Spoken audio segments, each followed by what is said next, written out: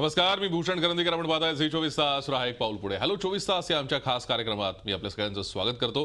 आम्ही या कार्यक्रमाच्या माध्यमातून बाल संगोपन ते करिअर आणि बँकिंग ते व्यवसाय या विषयावर तज्ञांचं मार्गदर्शन घेत असतो. आज आपण या कार्यक्रमात चर्चा करणार आहोत बायोमेडिकल इंजिनिअरिंग एक उत्तम करिअर, अर्थात जैववैद्यकीय अभियांत्रिकी. आणि याविषयी आपल्याला विद्यार्थी मित्रमैत्रिणींना मार्गदर्शन करण्यासाठी आमच्या या खास कार्यक्रमात आले आहेत विद्यालंकार क्लासेसचे डॉक्टर संगीता जोशी आणि डॉक्टर जितेंद्र तोरवी.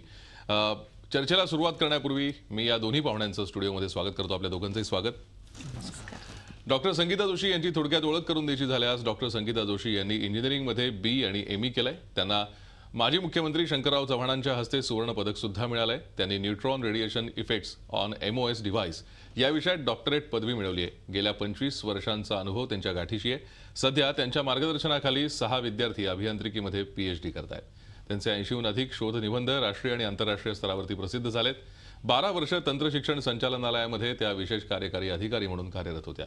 सध्या त्या विद्यालंकार इन्स्टिट्यूट ऑफ टेक्नॉलॉजीमध्ये प्राध्यापक आणि तांत्रिक सल्लागार म्हणून कार्यरत आहेत. तर डॉक्टर जितेंद्र तोरवी यांनी IIT मधून बायोमेडिकल इंजिनिअरिंग केलं असून त्यांनी रक्त पातळीवरील व्हायब्रेशन या विषयावर पीएचडी केलंय. गेल्या 27 ते 30 वर्षांचा अनुभव त्यांच्या गाठीशी आहे. ते सध्या विद्यालंकार इन्स्टिट्यूट ऑफ टेक्नॉलॉजीमध्ये प्राध्यापक म्हणून कार्यरत आहेत. ते बायोमेडिकल इंजिनिअरिंग डिपार्टमेंटमध्ये विद्यार्थ्यांना मार्गदर्शन करतायत. या दोन्ही तज्ञांकडून आपण याविषयी प्रेक्षकांना थोडक्यात माहिती द्या. बायोमेडिकल इंजिनिअरिंग हा 4 वर्षाचा पदवी अभ्यासक्रम आहे, ज्याच्यामध्ये ह्युमन ॲनाटॉमी आणि फिजिओलॉजी याच्याबरोबर त्याच्याकरता लागणारे जे इलेक्ट्रॉनिक इन्स्ट्रुमेंटेशन आहे, म्हणजे जो इलेक्ट्रॉनिक्स पार्ट इन्व्हॉल्ड आहे त्याच्यावर शिकवलं जातं, जेणेकरून CT स्कॅन किंवा MRI यासारखी जी उपकरणं आहेत त्याच्याबद्दल आपल्याला माहिती दिली जाते. आणि सध्या एकंदरीत जर का आपण बघितलं तर MIT किंवा हार्वर्डसारख्या ज्या इन्स्टिट्यूट्स आहेत त्या सगळ्या इन्स्टिट्यूट्समध्ये बायोलॉजी हा विषय प्राधान्याने घेतला जातो. म्हणजे प्रत्येक क्षेत्रामध्ये बायोलॉजीचं कसं महत्त्व आहे हे सांगितलं जातं. त्याच्यामुळे बायोमेडिकल इंजिनिअरिंग हा त्याच्यामधला असा एक इंटिग्रेटेड कोर्स म्हणून मानला जातो. ठीक. डॉक्टर संगीता जोशी, या अभ्यासक्रमासाठी शैक्षणिक पात्रता काय असायला हवी? 12वी विज्ञान शाखेतून जे विद्यार्थी उत्तीर्ण होतात ते या अभ्यासक्रमासाठी पात्र ठरतात. आणि याच्यासाठी फिजिक्स आणि मॅथमॅटिक्स हे 2 अनिवार्य म्हणजे कंपल्सरी विषय आहेत. आणि बायोकेमिस्ट्री, बायोटेक्नॉलॉजी, टेक्निकल, व्होकेशनल किंवा केमिस्ट्री किंवा बायोलॉजी यामधला त्यांनी एक विषय घेऊन या तिन्ही विषयांचे मिळून 50% गुण हे खुल्या वर्गाकरता आणि 45% गुण हे मागासवर्गीय विद्यार्थ्यांकरता आवश्यक आहेत.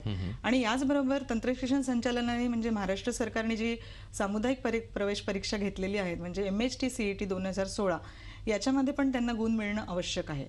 आणि दुसरी लॅटरल एंट्री ज्याला आम्ही म्हणतो म्हणजे direct admission to second year, सरळ द्वितीय वर्षामध्ये जी मुलं पदविका अभ्यासक्रम करतात बायोमेडिकल किंवा मेडिकल इलेक्ट्रॉनिक्स किंवा अलाइड इंजिनिअरिंग ब्रांचेसमध्ये, तर त्यांनासुद्धा सरळ द्वितीय वर्षामध्ये प्रवेश मिळू शकतो.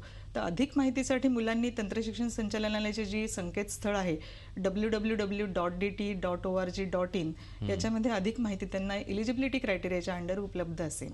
बरं. डॉक्टर तोरवी, या अभ्यासक्रमासाठी महाराष्ट्रात कुठे कुठे सेंटर्स आहेत, कुठे कुठे हा अभ्यासक्रम शिकवला जातो? महाराष्ट्रामध्ये एकूण 7 इंजिनिअरिंग कॉलेजेस आहेत ज्या ठिकाणी BE बायोमेडिकल इंजिनिअरिंग हा विषय शिकवला जातो. त्यातली 5 जी इंजिनिअरिंग कॉलेजेस आहेत ती मुंबई विद्यापीठाशी संलग्न आहेत. त्यातलं सेंट्रल मुंबई किंवा मध्य मुंबईमध्ये विद्यालंकार इन्स्टिट्यूट ऑफ टेक्नॉलॉजी हे कॉलेज आहे, या ठिकाणी बायोमेडिकल इंजिनिअरिंग हा अभ्यासक्रम शिकवला जातो. आणि नुकतंच NBA म्हणजे नॅशनल बोर्ड ऑफ ॲक्रेडिशन यांच्याकडून त्याला ॲक्रेडिशन मिळालं आहे. म्हणजे ज्याला असं म्हणता येईल की भारत सरकारकडून एक गुणवत्ता प्रशस्तीपत्र किंवा गुणवत्ता प्रदान केल्याचं एक ज्याला म्हणता येईल की सर्टिफिकेट असं मिळालेलं आहे. त्याच्यामुळे हा कोर्स अत्यंत उत्तमपणे त्या कॉलेजमध्ये राबवला जातो. अच्छा. हा अभ्यासक्रम निवडण्याचे नेमके फायदे काय डॉक्टर? खरं म्हणजे आपल्या सर्वांनाच माहिती आहे की हेल्थ केअर हा जो विषय आहे तो सगळ्यांच्या जीवनाशी अतिशय निगडीत असल्यामुळे तो अत्यंत जिव्हाळ्याचा आहे. आणि बायोमेडिकल इन्स्ट्रुमेंटेशन हे त्यातलं एक प्रमुख अंग आहे. आणि बायोमेडिकल इंजिनियर्स जसं डॉक्टर थोरवींनी सांगितलं की वेगवेगळ्या उपकरणांमध्ये CT स्कॅन, MRI वगैरे याच्यामध्ये त्याचा जो सखोल अभ्यास आहे तो आम्ही विद्यार्थ्यांना या क्षेत्रामध्ये देत असतो. त्याच्यामुळे राईट फ्रॉम इन्स्टॉलेशन म्हणजे एखादं इक्विपमेंट इन्स्टॉल करण्यापासून ते दुरुस्त करण्यापर्यंत ह्या सगळ्या प्रक्रियेतनं हे विद्यार्थी जात असतात. आणि दुसरं म्हणजे जेव्हा आपण नवीन नवीन रोगांचं निदान करायला लागतं, जेव्हा नवीन रोगांवर उपचार करायला लागतात, तेव्हा जी आधुनिक तंत्रज्ञान जे अवगत असायला हवं, जे प्रॉडक्ट डिझाईन अँड डेव्हलपमेंट करता लागतं, तर आम्ही विद्यार्थ्यांना वेगवेगळे विषय शिकवतो. फॉर एक्झाम्पल म्हणजे आपण medical imaging, robotics, nuclear medicine, embedded systems, VLSI design, तर हे सगळं अलाइड इंजिनिअरिंग ब्रांचेसचं त्यांना ज्ञान मिळत असल्यामुळे त्यांना प्रॉडक्ट डिझाईन आणि डेव्हलपमेंट्स करता येतात. आणि संशोधनाविषयीच बोलायचं झालं तर आता आपण पाहतो ऑर्थोपेडिकमध्ये किंवा डेंटल पॅथीमध्ये जे आपण नी रिप्लेसमेंट करतो किंवा हिप जॉईंट रिप्लेसमेंट करतो किंवा डेंटलमध्ये इम्प्लांट करतो आपण दातांची, तर या सगळ्यांमध्ये बायोमटेरियल्स आपण वापरतो. तर मुलांना पुढे याच्यामध्ये सुद्धा स्कोप आहे. त्याच्यामुळे बऱ्याच सेक्टर्समध्ये मुलांना याच्यामध्ये फायदा मिळतो. तर असे निरनिराळ्या सेक्टर्समध्ये मुलांना याच्यातनं फायदा होत असतो. ठीक. या एका वेगळ्या खरं तर फील्डचे आपण फायदे बघितले, पण याचं वैशिष्ट्य नेमकं काय डॉक्टर? ॲक्च्युली बघाल तर बायोमेडिकल इंजिनिअरिंग हा एक इंटरडिसिप्लिनरी असा कोर्स आहे, ज्याच्यामध्ये आपण बघाल की आपण मेकॅनिकल इंजिनिअरिंग शिकतो किंवा इलेक्ट्रिकल इंजिनिअरिंग शिकतो, सिव्हिल इंजिनिअरिंग शिकतो, पण आपलं मानवी शरीर आहे, जर का तुम्ही त्याचा इंजिनिअरिंग दृष्टीने विचार केला तर हे वेगवेगळ्या इंजिनिअरिंग शाखांचं बनलेलं आहे. अच्छा. म्हणजे उदाहरणार्थ जर का द्यायचं झालं तर आपला जो रक्तप्रवाह आहे, म्हणजे हृदय आणि रक्ताभिसरण संस्था आहे, त्याचं म्हटलं तर हृदय हे पंप म्हणून ऍक्ट करतं आणि रक्त आहे ते त्याच्यामध्ये वाहणारं फ्लुइड आहे आणि रक्तवाहिन्या ज्या म्हणतो आपण त्या आपण पाईपलाईन्स आहे. तो फ्लो इन द पाईपलाईन्स म्हणजे फ्लुइड मेकॅनिक्स ही मेकॅनिकल ब्रँचमध्ये एक महत्त्वाचा विषय आहे, तो त्याच्यामध्ये इन्व्हॉल्ड आहे. अजून एक एखादं उदाहरण द्यायचं झालं तर जर का आपण म्हणाल की आपली जी मेंदू आहे आणि चेतासंस्था आहे याचं जे कार्य चालतं, ज्याला आपण न्यूरल नेटवर्क असं म्हणतो, ते सगळं इलेक्ट्रिकल आणि इलेक्ट्रॉनिक्स आणि टेलिकम्युनिकेशन इंजिनिअरिंगशी निगडीत आहे. त्याच्यामुळे असा प्रकारचा अतिशय इंटरेस्टिंग ज्याला म्हणता येईल की ज्यातून तुम्हाला कुतूहल निर्माण करणारा हा विषय आहे आणि वेगवेगळ्या ब्रँचेस ऑफ इंजिनिअरिंग त्याच्यामध्ये इन्व्हॉल्ड आहेत. त्याच्यामुळे मुलांनी याचा नक्कीच अभ्यास करायला पाहिजे आणि त्याच्यात नवीन नवीन शोध लागण्याची फार गरज आहे, ज्याचं आज एक गरज आहे. त्याच्यामुळे हे त्याचं एक वेगळं पण आहे इतर इंजिनिअरिंग याच्यापेक्षा. थोडक्यात या क्षेत्रात संधी सध्या जास्त चांगल्या प्रमाणात उपलब्ध होऊ शकतात. येस, तुम्ही म्हणतात अगदी बरोबर आहे की वेगळ्या प्रकारचं क्षेत्र असल्यामुळे संधी उपलब्ध होऊ खरं शकतात. आहे. डॉक्टर जोशी, या शाखेमध्ये विद्यार्थ्यांना तांत्रिकदृष्ट्या सक्षम बनवण्यासाठी काही खास उपक्रम राबवले जातात?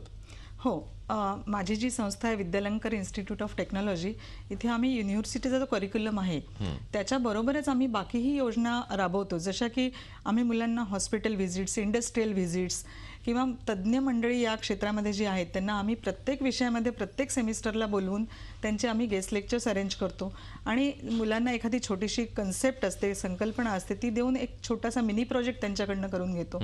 तसेच वेगवेगळ्या विषयांमध्ये आम्ही कार्यशाळा पण आयोजित करतो जेणेकरून मुलांचा सर्वांगीण विकास होईल. याच्यासोबतच आम्ही आमचे जे विद्यार्थी आहेत ते फायनल इयरचा जो प्रोजेक्ट करतात ते इंडियन इन्स्टिट्यूट ऑफ टेक्नॉलॉजी म्हणजे IIT बॉम्बेमध्ये किंवा बाबा ॲटॉमिक रिसर्च सेंटर BRCमध्ये आणि टाटा कॅन्सर मेमोरियल हॉस्पिटल इथे आम्ही त्यांना प्रोजेक्ट संशोधन या संस्थांमध्ये देतो जेणेकरून त्यांना एक्सपोजर मिळेल आणि त्यांचा अनुभव हा नक्कीच भविष्यात त्यांना कामाला येतो. याच्याबरोबरच आपल्याला माहितीच असेल डेल कार्नेगी नावाची जी संस्था आहे जी कॉर्पोरेटमध्ये प्रशिक्षण देते, ह्या संस्थेतले पदाधिकारी पण आमच्या संस्थेत येतात आणि आमच्या विद्यार्थ्यांना ट्रेनिंग देतात, प्रशिक्षण देतात. आणि याच्याबरोबरच आमच्याकडे समर आणि विंटर व्हॅकेशनमध्ये मुलांना पूर्ण एंगेज केलेलं असतं. म्हणजे टेक्निकल प्रोग्राम्स, त्यांचे तांत्रिक प्रशिक्षण जे असतात ते आम्ही त्यांना देऊन त्यांना त्यांचा सर्वांगीण विकास कसा करता येईल कार्य याच्यासोबतच. आणि हेच एक कारण आहे की ज्याच्यामुळे आम्हाला NBA एक्रेडिटेशन मिळालेलं आहे. अच्छा. खरं तर खूपच रंजक असा हा विषय आहे. म्हणजे ज्या प्रेक्षकांना या क्षेत्राविषयीची माहिती नसेल त्यांना सुद्धा या कार्यक्रमाच्या माध्यमातून या क्षेत्राविषयीची सखोल माहिती मिळण्यासाठी मदत होणार आहे. आपण दोघांनी या क्षेत्रात PhD केलेली आहे. आपल्या इन्स्टिट्यूटमध्ये या शाखेत जे विद्यार्थी शिकतात त्यांना शिकवण्यासाठी पुरेसं मनुष्यबळ आणि सुविधा उपलब्ध आहेत का? हो, नक्कीच आहेत. म्हणजे आमच्या दोघांव्यतिरिक्त या शाखेचे जे हेड ऑफ द डिपार्टमेंट आहेत ते पण PhD आहेत स्वतः IIT बॉम्बेतनं. अजून एक आमच्याकडे एक प्रोफेसर आहेत, ते त्यांनी PhD थेसिस सबमिट केलेलं आहे. त्यामुळे पुरेसं ज्याला म्हणता येईल की आपण विकसित किंवा ज्याला म्हणता येईल की तज्ज्ञ असे शिक्षक आमच्याकडे उपलब्ध आहेत. उरलेले जे शिक्षक आहेत त्यांनी सगळ्यांनी ME आणि MTech केलेलं आहे, म्हणजे पोस्ट ग्रॅज्युएट केलेलं आहे. आणि एकंदरीत विद्यालंकर इन्स्टिट्यूटमध्ये म्हणाल तर एकूण जवळजवळ 158 प्राध्यापक आहेत. त्यातले 14 जण जे आहेत त्यांनी डॉक्टरेट केलेले. त्याच्यामुळे विशेषज्ञ ज्यांना म्हणता येईल अशा स्टाफची आमच्याकडे कमतरता नाही आणि सुविधा माझं म्हणजे आव्हान आहे की तुम्ही येऊन आमचं कॉलेज बघावं आणि एक अतिशय मॉडर्न कॉलेज ज्यांना म्हणता येईल ज्याच्यामध्ये सर्व सुविधा आहेत तसं सुविधांनी परिपूर्ण असं आमचं कॉलेज आहे त्याच्यामुळे त्याच्या बाबतीमध्ये आम्हाला अभिमान वाटण्यासारखी गोष्ट आहे. खरं आहे. खरं तर प्रेक्षक आपण बघतोय हे क्षेत्र काहीसं नवीन आहे आणि या क्षेत्रामधल्या संधी काय आहेत आपण बघणार आहोत. या क्षेत्रामध्ये नोकरीच्या किती संधी आहेत, व्यवसाय म्हणून या क्षेत्राकडे कसं पाहिलं पाहिजे याविषयी या दोन्ही तज्ज्ञांकडून मार्गदर्शन घेणार आहोत मात्र एका छोट्याशा ब्रेकनंतर.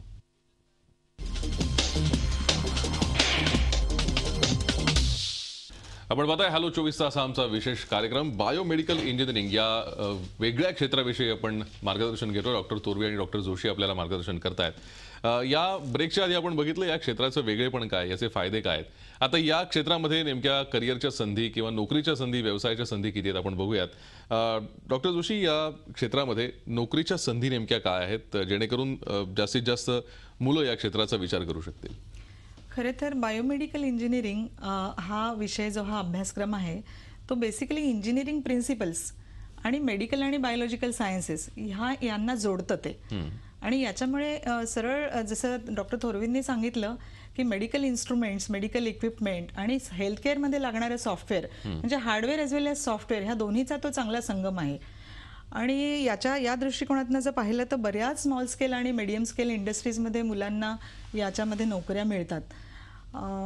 आपण जर मल्टीनॅशनल्सचाच विचार केला तर सिमेन्स, जनरल इलेक्ट्रिक, त्याच्यानंतर तोशिबाय, ॲबॉटने, ओमराने अशा बऱ्याच मल्टीनॅशनल्समध्ये मुलांना नोकऱ्या मिळतात.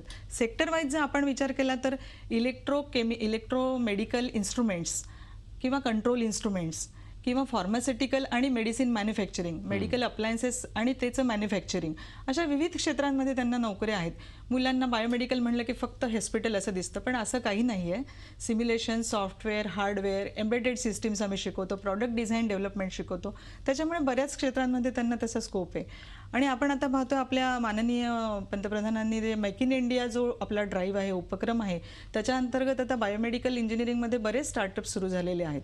आणि मला खात्री आहे की भविष्यामध्ये याच्यामुळे रोजगार आपल्या बायोमेडिकल इंजिनियर्सना नक्कीच वाढलेला असेल. तर बऱ्याच नोकरीच्या संधी याच्यामध्ये मिळतील त्यांना. खरं आहे. डॉक्टर तोरवे, हे झालं नोकरीविषयी, पण जर व्यवसाय करायचा असेल तर नेमक्या काय संधी या क्षेत्र तुम्हाला देऊ शकतं. मी थोडंसं डॉक्टर जोशींनी आता जे सांगितलं त्याच्यामध्ये थोडंसं ॲड करतो की नोकरीच्या संधी अनेक तर उपलब्ध आहेतच. आत्ता जर का विद्यालंकारमध्ये तर बऱ्याच लोकांना कॅम्पस प्लेसमेंट पण मिळालेली आहे. पण जर का व्यवसायाचा या दृष्टीने विचार केला तर आत्ता जर का आपण एक ओव्हरऑल विचार केला तर असं लक्षात येईल की आज वैद्यकीय क्षेत्र जे आहे, हॉस्पिटल किंवा हॉस्पिटलायझेशन हे थोडंसं महाग झालेलं आहे. तर लोकांना काय वाटतं की बाबा हॉस्पिटलमध्ये जाण्यापेक्षा मी जर का याचा काही घरीच उपचार करू शकलो तर काय करता येईल, म्हणून एक याच्यामध्ये एक नवीन शाखा निर्माण झालेली आहे ज्याला पॉईंट ऑफ केअर टेक्नॉलॉजी असं म्हणतात, POCT डिव्हायसेस. ही डिव्हायसेस म्हणजे त्याचं एक साधं उदाहरण द्यायचं झालं तर आपण जे ब्लड शुगर टेस्ट करतो, ज्याच्यामध्ये प्रिक करतो आपण ब्लड, हे ते एक पॉईंट ऑफ केअर टेक्नॉलॉजी म्हणजे रुग्ण घरच्या घरी त्याचा आपण उपयोग करू शकतो आणि रिझल्ट्स आपण आजमावू शकतो. अशा टेक्नॉलॉजी डेव्हलप होत असल्यामुळे विद्यार्थ्यांना याच्याकरता लागणारं जे तंत्रज्ञान आहे ते तंत्रज्ञान विकसित करण्याची स्वयंरोजगाराची संधी आहे. त्याच्यानंतर दुसरं म्हणाल तर हॉस्पिटलच्या संदर्भात जर का म्हणायचा अभ्यास केला, त्याच्या इन्स्टॉलेशनचा स्टडी केला, त्याला लागणारं साईज आणि त्याच्या लागणारे एअर कंडिशन, ॲम्बियंट टेम्परेचर, तर एक कन्सल्टंट म्हणून तुम्ही त्याच्यावर काम करू शकता.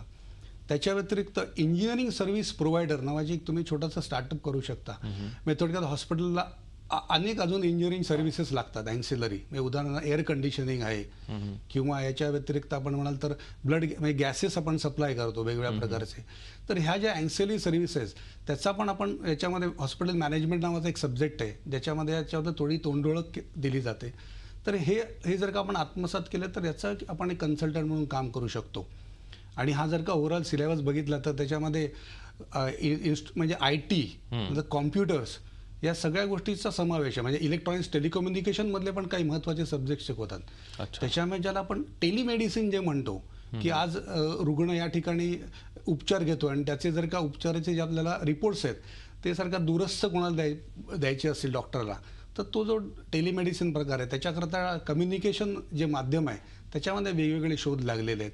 त्याच्या व्यतिरिक्त रोबोटिक्स जे तंत्रज्ञान आहे, आज काही रुग्णालय आहेत म्हणजे मुंबईमध्ये पण ज्या ठिकाणी रोबोटिक्सच्या साह्याने सर्जरी केली जाते. तर हे जे रोबोटिक्स तंत्रज्ञान आहे ते डेव्हलप करण्याकरता किंवा वेगवेगळ्या सर्जरी करता वेगवेगळे रोबोटिक ऑपरेशन्स लागतात. इवन फिजिओथेरपी करता पण वेगळे रोबोटिक्स लागतात.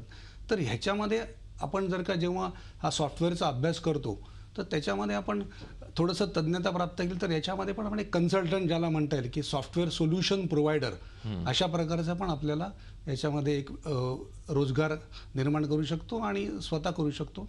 तर तशा स्टार्टअप कंपन्या पण जर का केल्या तर आता तुम्हाला माहिती आहे की भारतीय सरकारचं धोरण आहे की स्टार्टअप करता एक विशेष प्रोत्साहन दिलं जातं. बरोबर. जसं आमच्या कॉलेजमध्ये पण काही विद्यार्थ्यांनी एक स्टार्टअप कंपनी चालू केलेली आहे आणि they are searching for some support products इंडस्ट्रीमध्ये. त्यांच्यावर बोलणी चालली आहे जेणेकरून ते प्रॉडक्ट डेव्हलप करू शकतात आणि स्वतः त्याचं मॅन्युफॅक्चरिंग करू शकतात. तर अशा स्वयंरोजगाराच्या पण संधी उपलब्ध आहेत, पण थोडंसं आपण त्याच्यात अभ्यास करणं गरजेचं आहे आणि मग काही याला मरण नाही असं माझं वैयक्तिक मत आहे. खरंय. एक आत्ता मनात आलेला प्रश्न, आता सध्या ॲप्लिकेशनचा खूप मोठा जमाना आहे. तर म्हणजे आरोग्यविषयक जे ॲप्लिकेशन्स असतात तो पण हा याच करिअरचा एक भाग होऊ शकतो? अतिशय चांगला आणि महत्त्वाचा तुम्ही प्रश्न विचारला, त्याबद्दल तुमचे आभार मानतो मी. की ज्याला जे ॲप डेव्हलपमेंट म्हणतो, वेब ॲप्लिकेशन डेव्हलपमेंट, तो एक अत्यंत महत्त्वाचा आहे. सध्या म्हणजे इव्हन आमच्या गेल्या वर्षीच्या काही मुलांनी एक वेब ॲप्लिकेशन डेव्हलप केलं होतं की जेणेकरून सर्वसामान्य जी लोक आहेत त्यांना जर का एखादी सेवा तातडीची हवी असेल तर they can use that app. आणि मग ती सेवा देणारे मुंबईमध्ये किंवा महाराष्ट्रामध्ये कोणकोणत्या कंपन्या आहेत किंवा कोणकोणत्या एजन्सीज आहेत त्याची तुम्हाला माहिती मिळू शकते. बऱ्याच वेळा आपल्याला नर्सिंग किंवा आयाबाईंची गरज लागू शकते. बरोबर. तर अशा वेळेला त्या ॲपमध्ये काही ॲड्रेसेस दिलेले आहेत. त्या ॲड्रेसमध्ये तुम्ही कॉन्टॅक्ट करून त्यांच्याशी आपण बोलू शकतो आणि त्याला काय खर्च लागेल बाबा काय याची संपूर्ण माहिती मिळू शकते. म्हणजे याला वन टच सोल्युशन आहे. खरंय. अशा प्रकारच्या वेबसाईट डेव्हलप करण्याचे पण त्याच्यामध्ये नक्कीच त्याला खूप स्कोप आहे. आणि इवन अजून एक नवीन एक फील्ड डेव्हलप होत आहे ज्याला आपण ज्याला काय म्हणतात की ॲडव्हर्टाइजमेंट इन द हॉस्पिटल. तर मोठ्या मोठ्या हॉस्पिटल तुम्ही बघाल तर त्यांच्या वेबसाईट असतात. तर त्याच्यामध्ये ते स्वतः आपल्या हॉस्पिटलमध्ये काय काय प्रकारच्या सर्व्हिसेस देतात, कोणकोणते तज्ज्ञ डॉक्टर काम करतात याची ते वेबसाईटवर माहिती देतात. तर हा एक वेगळं क्षेत्र आहे जे डेव्हलप करण्याकरता पण मुलांना स्कोप आहे, जेणेकरून याची एक संकलित माहिती आपण देऊ शकतो आणि नक्कीच आपल्या समाजाला याचा फायदा होईल. आणि जेणेकरून एकंदरीत स्वास्थ्य शरीर माध्यम खलु धर्म साधनम हा जो आहे त्याचा नक्कीच प्रसार होऊ शकतो या गोष्टीमुळे असं माझं मत. खरंय. खरं तर आपण बघतोय या क्षेत्राची व्याप्ती खूप मोठी आहे आणि या संदर्भात अजून उच्च शिक्षणाच्या यात संधी काय आहेत, विद्यालंकर इन्स्टिट्यूट यामध्ये नेमके काय प्रयत्न करत आहे, यांचा अभ्यासक्रम कसा आहे याविषयी या दोन्ही तज्ज्ञांकडून आपण जाणून घेणार आहोत एका ब्रेकनंतर.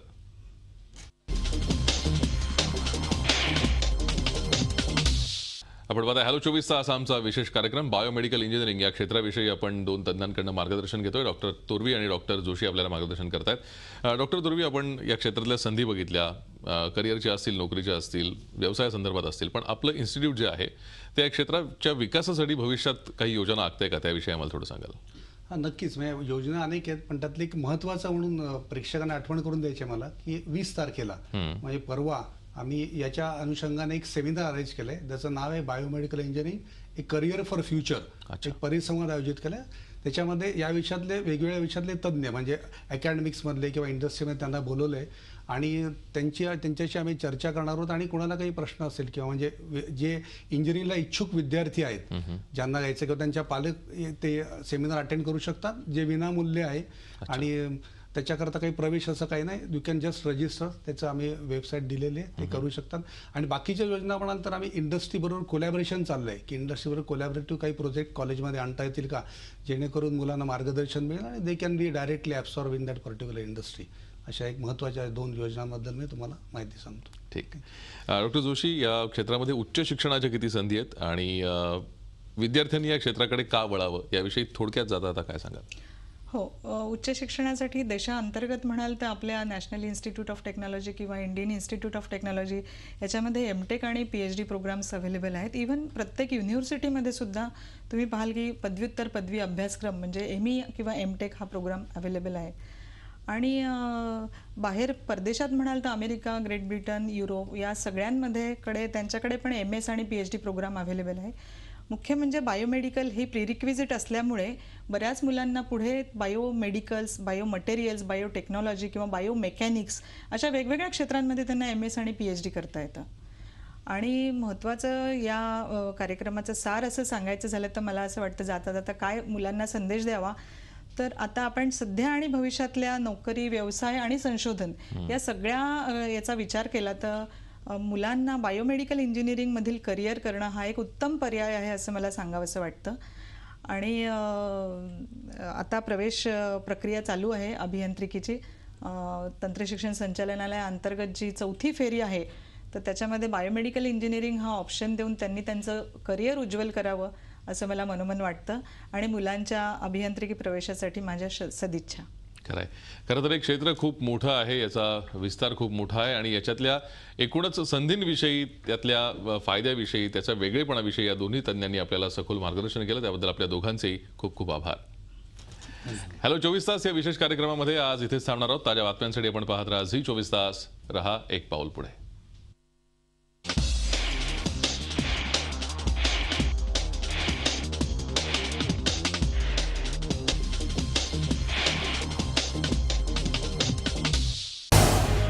झी 24 तास रहा एक पाऊल पुढे.